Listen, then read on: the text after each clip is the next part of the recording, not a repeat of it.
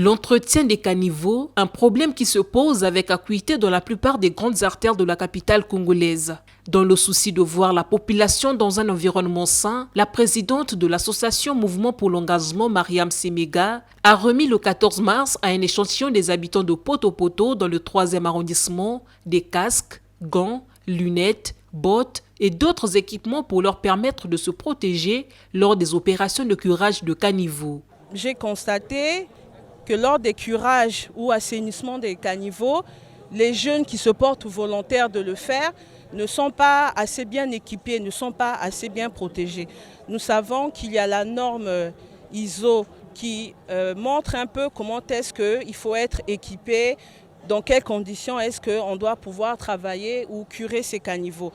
Donc j'ai vu les équipements dont ils ont l'habitude de porter ne sont pas vraiment appropriés. Ils s'exposent à beaucoup de maladies, notamment la fièvre typhoïde, le choléra. Donc voilà pourquoi j'ai jugé opportun de faire une petite sensibilisation dans ce sens et symboliquement les donner quelques équipements appelés EPI. Ces outils sont pour certains jetables et d'autres conservables. Il y a deux types d'équipements. Il y a des équipements qu'on peut réutiliser réutiliser plusieurs fois tels que le casque et puis les bottes. Mais le reste, que ce soit les masques ou bien la combinaison étanche jetable n'est utilisable qu'une seule fois. Après, il faut se débarrasser de cela et les gants aussi. Les bénéficiaires, souvent exposés aux maladies causées par les eaux souillées pendant l'assainissement, ont bien accueilli ce geste et se disent prêts à se mettre au travail. Avant, c'était juste comme ça, avec nos pelles, nos râteaux, sans cache-nez, sans les bottes, sans des gants, sans des combinaisons. Vraiment, ça donnait aussi de la maladie. Donc, vu qu'on a reçu des équipements, là, ça nous épargne à la maladie et on ne pourra pas dépenser de l'argent pour aller encore à l'hôpital, se soigner. Vraiment, avec ça, nous sommes vraiment prêts à écurer des caniveaux, à beaucoup bosser aussi pour que notre quartier soit au moins propre. Vraiment, nous sommes ravis de ça.